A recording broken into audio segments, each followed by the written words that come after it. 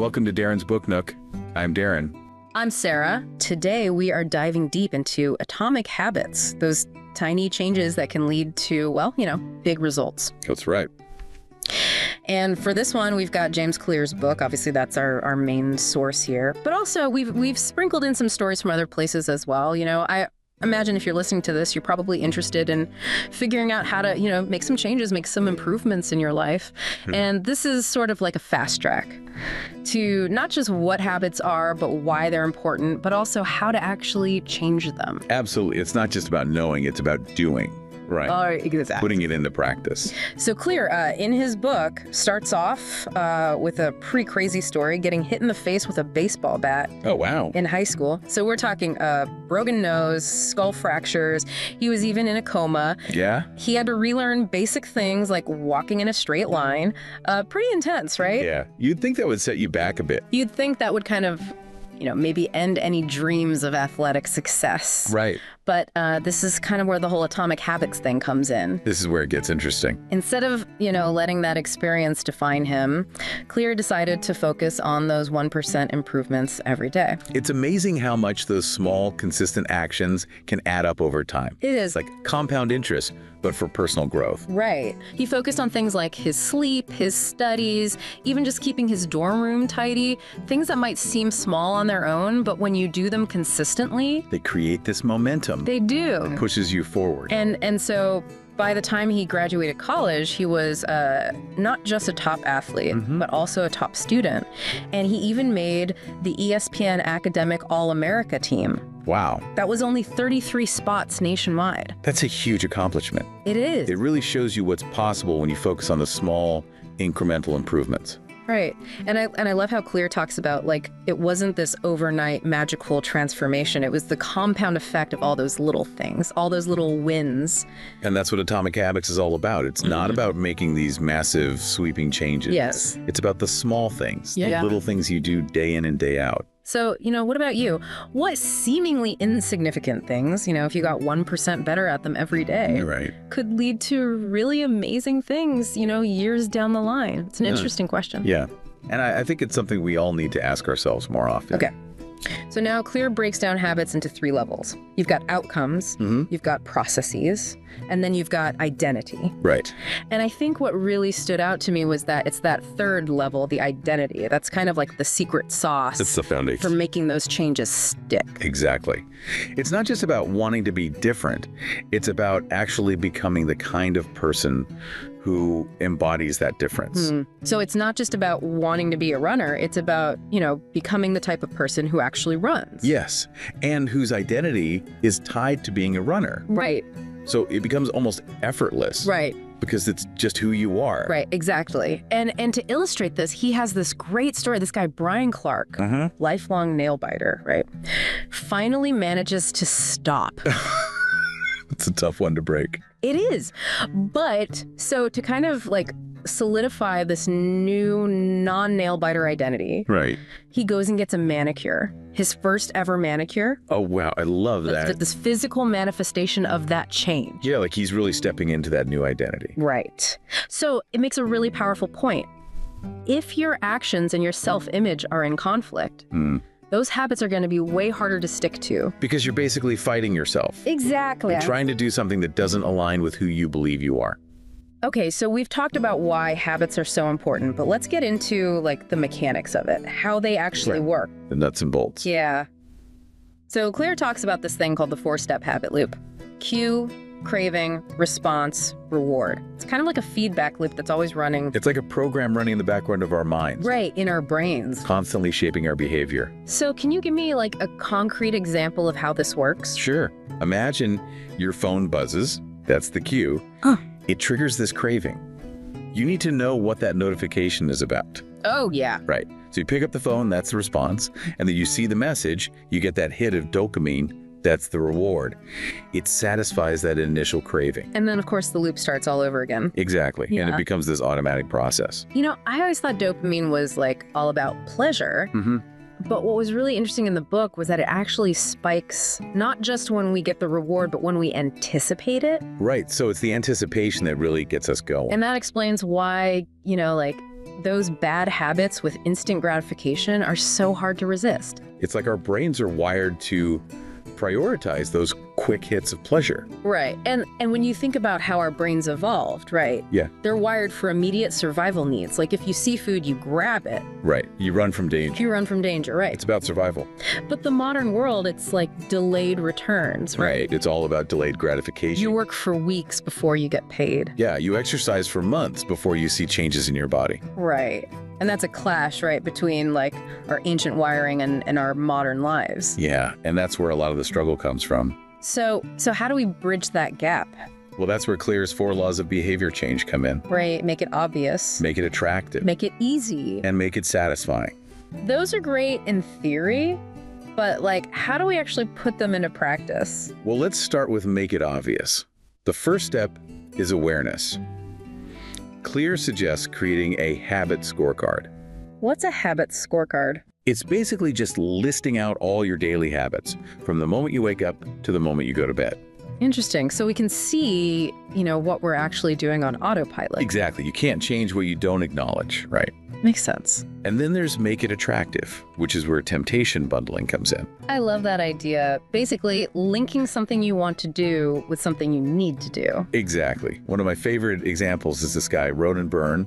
He hacked his stationary bike, so it only plays Netflix if he's pedaling at a certain speed. Genius. Talk about making exercise more appealing. Right. And then we have make it easy.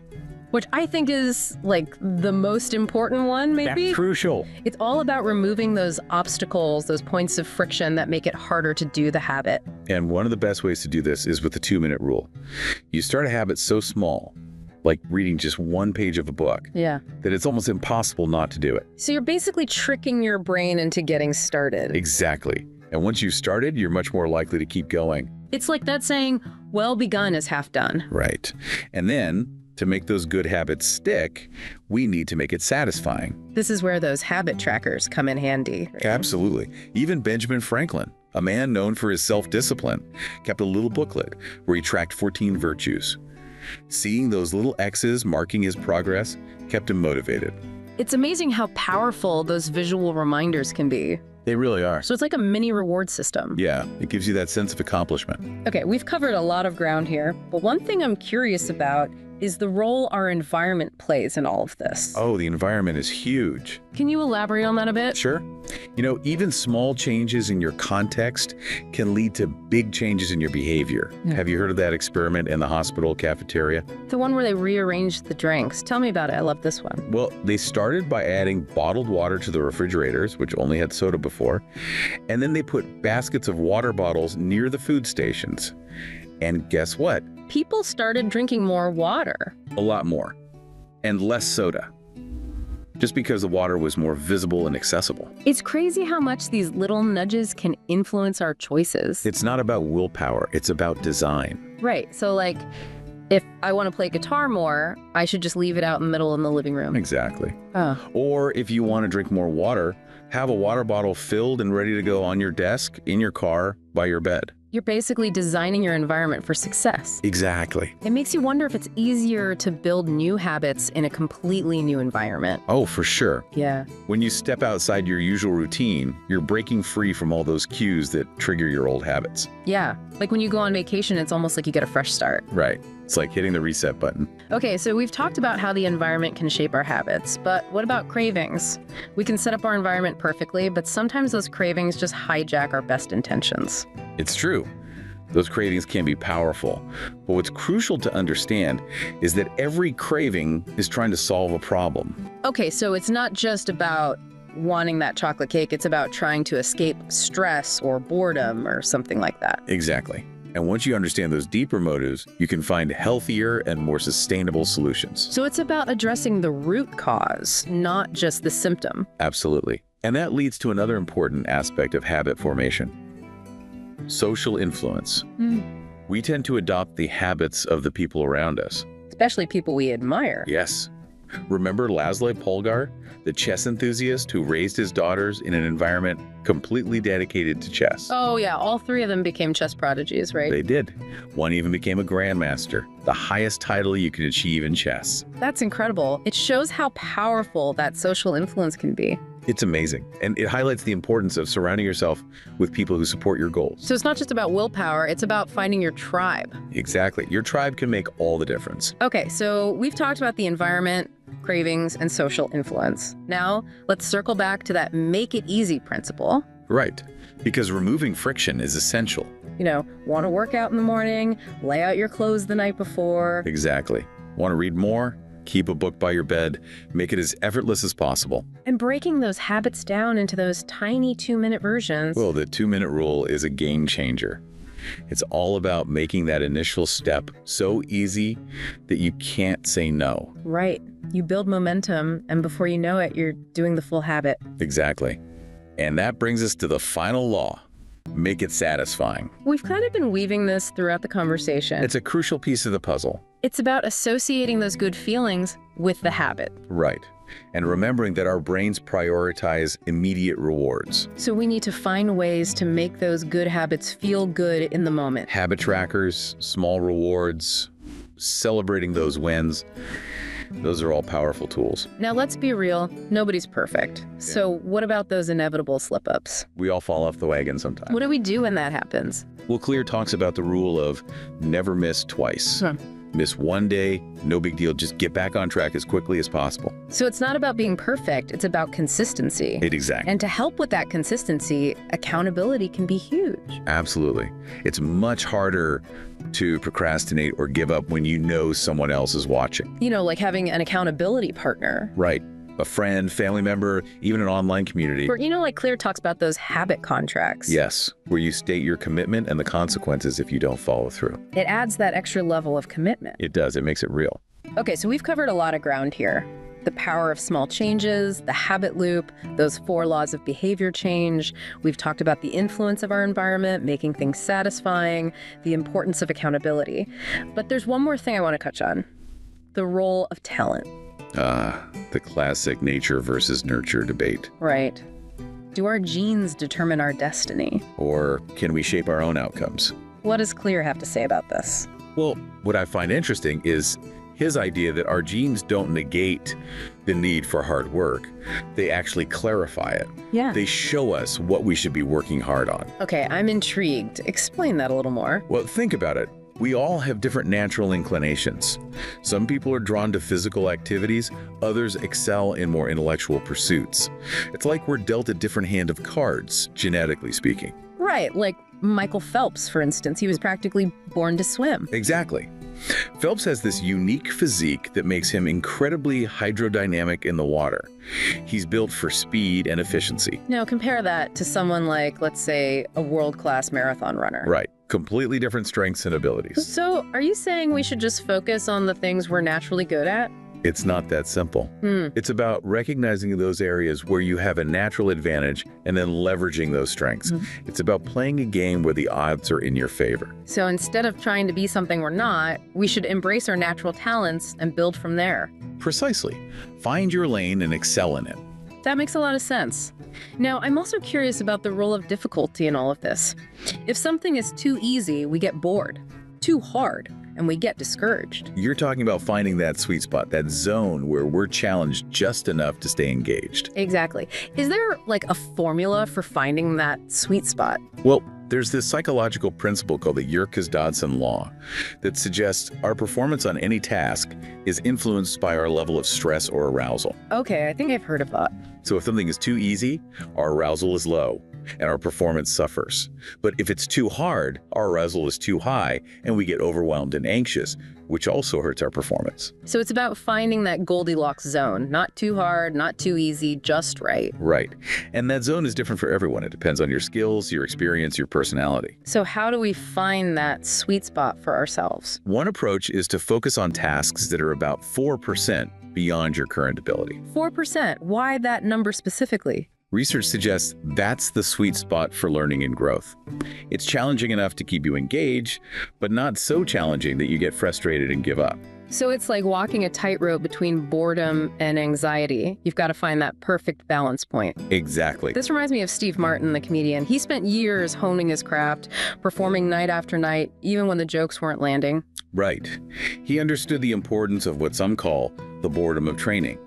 Mastery requires practice, and practice often involves repetition, pushing through those moments when you don't feel particularly inspired. It's not always glamorous, but it's what separates the amateurs from the pros. Absolutely. And that brings us to another crucial aspect of habit change: managing your expectations. Expectations. Okay. Tell me more about that. Well, your expectations shape your reality. If you expect a new habit to be easy, you're setting yourself up for disappointment. That's true. Most meaningful changes take time and effort. We're not going to magically transform overnight. Right. And this is where the concept of delayed gratification comes in.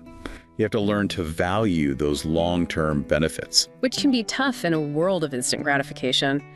Social media, fast food, streaming services, they all offer those immediate dopamine hits. They do. And it takes conscious effort to resist those temptations. But we can train ourselves to be more patient. So how do we cultivate that patience? One way is to focus on making those good habits as satisfying as possible. Like those habit trackers we talked about, they provide that visual reminder of your progress. Exactly. We can also use that temptation bundling technique to our advantage. Right. Pair something you need to do with something you enjoy. Like listening to your favorite podcast while you're cleaning the house, or watching your favorite show while you're folding laundry. Okay, so we've talked about the importance of managing our expectations and finding ways to make good habits enjoyable. But even with all of that, I think it's easy to get caught up in wanting that end result, that outcome. You're absolutely right. That's why it's so crucial to focus on the process, not just the outcome.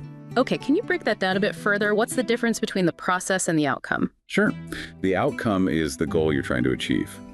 It's losing weight, writing a book, starting a business. The process is the system of habits that get you there. So if my goal is to run a marathon, the outcome is crossing that finish line, and the process is my daily training plan. Exactly. The problem is we often overemphasize the outcome and neglect the process. We get so focused on reaching that destination that we forget to enjoy the journey. Right. And when the journey feels like a grind, it's a lot easier to give up. So how do we shift our focus from the outcome to the process? By finding joy in the small things. Celebrate those small wins, savor those daily rituals, and focus on the progress you're making, even if it's incremental. This reminds me of something Clear calls falling in love with the process. It's such a powerful idea. When you genuinely enjoy the process, you're far more likely to stick with it, even when things get tough. Yeah. And the funny thing is, by focusing on the process, you're actually more likely to achieve the desired outcome. It's like that saying, focus on the journey, not the destination. Exactly. The journey is where the real growth happens. Okay, so we've talked about the importance of focusing on the process, but I'm wondering about the role of emotions in all of this. They seem like they would play a pretty big part in our habit-building journeys. Oh, absolutely. Emotions are the engine behind our behavior. So if I want to make a habit stick, I need to make it emotionally appealing. Exactly. And one of the best ways to do that is by tapping into the power of dopamine. We've already talked about how dopamine is released when we experience pleasure. But did you know it's also released when we anticipate pleasure? Really? So even just thinking about something enjoyable can trigger a dopamine rush. Precisely. And that's why motivation rituals can be so effective. Okay, motivation rituals. I like the sound of that. Tell me more. Let's say you want to start meditating each morning, but you're having trouble getting out of bed. Story of my life. What kind of ritual would help with that? Well, maybe you could start by lighting a scented candle that you love, putting on some calming music, or brewing a cup of your favorite tea. It's about creating a positive emotional association with the habit you're trying to build. So I'm basically priming my brain for a good time. Exactly. You're associating those pleasurable feelings with the act of meditating, which makes it more likely that you'll follow through. Okay, so we've talked about finding your natural strengths, managing your expectations, embracing the process, and leveraging the power of emotions. Is there anything else we should know about the science of habit change? Well, one thing I think is important to remember is that while we've been focusing on individual habits, these habits don't exist in isolation. What do you mean? Well, think about all the different areas of your life, your health, your work, your relationships, your hobbies. They're all made up of interconnected networks of habits. So like my morning routine, my workout habits, my eating habits, those all contribute to my overall health and well-being. Exactly. And it's the same for other areas of your life. Your work habits affect your career trajectory. Your relationship habits impact the quality of your connections. They all influence each other. So it's not just about changing one habit in isolation, it's about understanding how they all fit together. Precisely. And that brings us to the idea of keystone habits. Keystone habits, what are those? They're habits that have this ripple effect, creating positive changes in other areas of your life. So like a domino effect. Yes. Imagine you start exercising regularly. Not only does this improve your physical health, but it might also lead to healthier eating, better sleep, more energy and confidence. So in this example, exercise is the keystone habit, leading to all these other positive changes. Exactly. And the same could be true for other habits like meditation, journaling, or even something as simple as making your bed every morning. Wow, that's pretty powerful. So how do we identify our own personal keystone habits? It takes some experimentation and self-reflection. Pay attention to how different habits make you feel, what gives you a sense of momentum, which habits seem to have the biggest positive impact on other areas of your life. So it's about finding those habits that create a chain reaction of good things. Exactly. And when you find them, focus on building those keystone habits first. The rest will often fall into place more easily. That makes a lot of sense. Now, I know James Clear also talks about applying these habit principles to larger contexts, like businesses and even families. He does. And it's fascinating to see how these ideas can be used to create positive change on a bigger scale. Okay, I'm definitely interested in exploring that further. But I think we need to take a quick break first. We'll be back in a moment to continue this deep dive.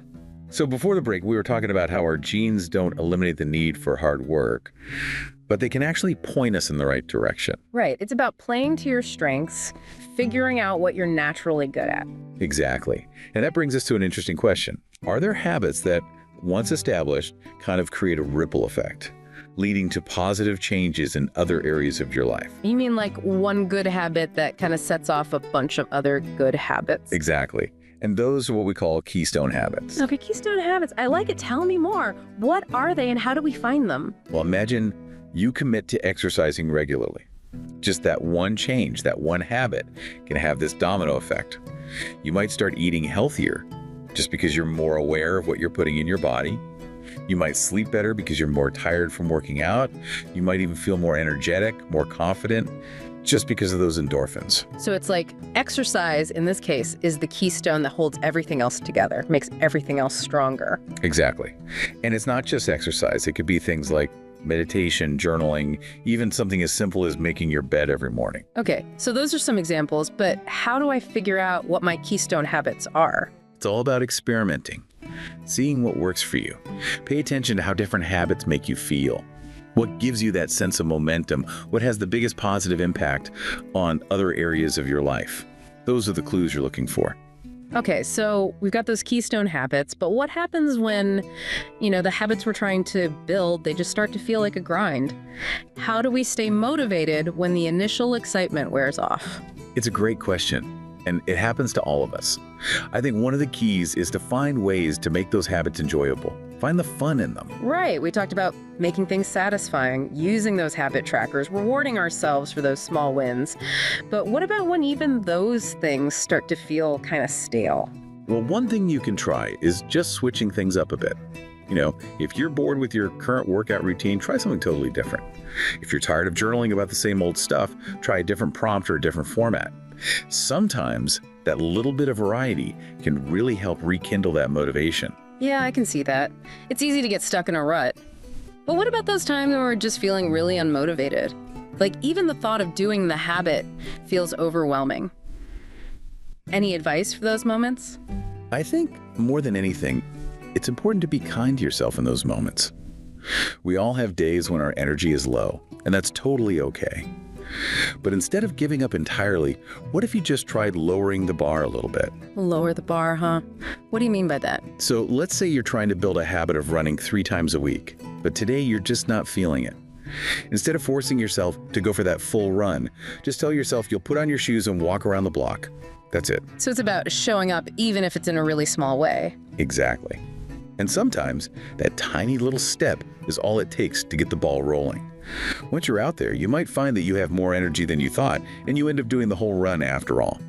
But even if you don't, you've still reinforced that habit loop, and that's a win in itself. So it's not about beating ourselves up for not being perfect. It's about being flexible, meeting ourselves where we are. Exactly. And, you can also use those moments of resistance as opportunities for self-reflection. Ask yourself, why am I feeling this way? Am I tired, stressed, bored? Once you figure out that underlying reason, you can address it more directly. So those moments of not wanting to do the habit can actually be helpful in a way. Absolutely. They're giving you valuable information. They're telling you what needs to change, either in your routine or in your life more broadly. I like that perspective. Okay, so we've been talking a lot about the individual side of things, but I know James Clear also talks about how these principles can be applied to larger systems like businesses. So let's shift gears and talk about that for a bit. How can companies use these habit design ideas to, improve things? Well, one area where this is really relevant is onboarding new employees. It's often a very overwhelming process. You're thrown into this new environment. There's a ton of information coming at you from all directions. Yeah, I've definitely been there. It's like drinking from a fire hose. Exactly. And that's where habit design principles can come in. Instead of just bombarding new hires with everything all at once, you can break down that onboarding process into smaller, more manageable steps. Each step with a clear cue, routine, and reward. So it's like creating a habit loop for getting up to speed in a new job. Exactly. Give me an example. Sure. So let's say the cue is the new employee's first day on the job. The routine could be a series of short interactive training modules, each focused on a specific aspect of their role. And then the reward could be a little acknowledgement from the team, a small win to celebrate, or even just an opportunity to connect with colleagues in a more casual setting. I love that. You're making the whole experience more engaging, less intimidating. It's about turning that fire hose into a series of manageable sips. Exactly. And this approach can be applied to so many other areas of business: sales, marketing, product development, even customer service. It's about building systems that encourage those behaviors that drive success, instead of just hoping people will do the right things on their own. Right. And Clears also talks about how important it is to shape a company's culture, to support those good habits. Remember how we were talking about how we tend to mirror the habits of people we admire? Yeah, so it's about creating an environment where those positive habits are contagious. Exactly. If the leaders model those values and behaviors they want to see in their employees, it really does have this ripple effect throughout the whole organization. So it's about leading by example, showing people what good looks like in action. Actions speak louder than words. And guess what? Yeah. This same principle applies to parenting too. Parenting, that's a whole other ball game. It is. But those same habit change principles, they're just as relevant when it comes to raising kids. Okay, I'm all ears. How do we apply these ideas as parents? Well, just like in a business, I think it starts with creating a home environment that encourages those good habits. Yeah. It's about making those good choices the easy choices, the obvious choices. So if we want our kids to eat healthy, make sure there are plenty of fruits and vegetables around. If we want them to read more, create a cozy reading nook and stock it with books they'll love. Exactly. You're basically designing the environment to nudge them in the right direction. But it's not just the physical environment, it's also the emotional environment you create as a parent. I can see that. Kids are so sensitive to their parents' moods and behaviors. They are. Think about it. If you're constantly stressed and overwhelmed, your kids are more likely to pick up on that and feel stressed and overwhelmed themselves. But if you model calmness, patience, resilience, those qualities are more likely to rub off on them as well. So it's another example of leading by example. Be the change you want to see in your kids. Exactly. And it's also important to remember that, just like adults, kids are more likely to stick with habits that are enjoyable. So make it fun. Create games or challenges around things like cleaning their rooms or practicing their instruments. Turn those everyday tasks into something they actually look forward to. Exactly. It can make a world of difference. Yeah. And keep in mind that kids are still learning those self-regulation skills. It takes time.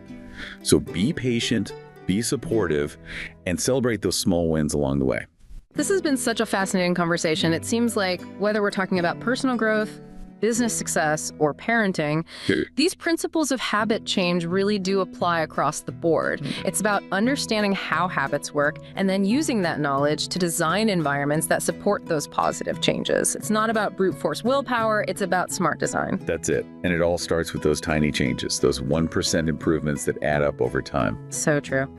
Okay, I think we have time for one last thought before we wrap up. What else do you want to leave our listeners with about James Clear's work and this whole idea of atomic habits? Well, I think one of the most important takeaways from James Clear's work is that it's not about finding that one magic habit that's going to solve all your problems. Right. It's about building a system of habits that work together to support your goals. Like those keystone habits we were talking about. Exactly. Find those habits that have that ripple effect, those habits that make other good habits easier. And focus on those first. Right.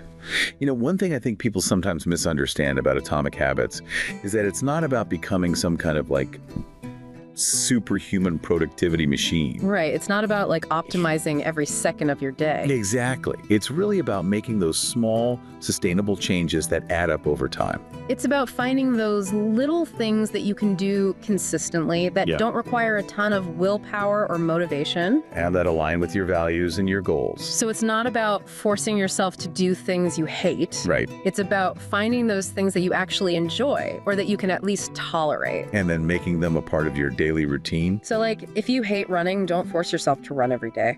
Right. Find something else that you enjoy. Maybe it's swimming, maybe it's dancing, maybe it's just going for a walk in nature. Exactly. It's about finding what works for you. And remember, it's not about being perfect. It's about making progress. That's such an important point. We're all going to mess up sometimes. We're all going to have days when we don't feel like doing the things we know we should be doing. That's just part of being human. Exactly. And the key is to not let those slip-ups derail your progress. Just get back on track as soon as you can. Remember that never miss twice rule. Exactly. And, you know, another thing that can be really helpful is to celebrate those small wins along the way. Oh, yeah. Those little victories can be so motivating. They really can. It's like giving yourself a little pat on the back for a job well done. And it reminds you that you're making progress, even if it's slow and steady. It's all about that positive reinforcement. Okay, I think we've covered just about everything. Any final thoughts before we wrap things up? Well, if I could leave our listeners with one thing, it would be this. Don't underestimate the power of those small, consistent actions. It's those tiny changes, those 1% improvements that can truly transform your life. Just keep showing up, keep putting in the work, and trust the process. Amazing. Thank you so much for joining us on the deep dive today. My pleasure. It's been a fascinating conversation. It has. And I hope our listeners have learned some valuable insights about building better habits. I hope so too. If you enjoyed this video, smash that like button and don't forget to subscribe. Until next time, keep learning.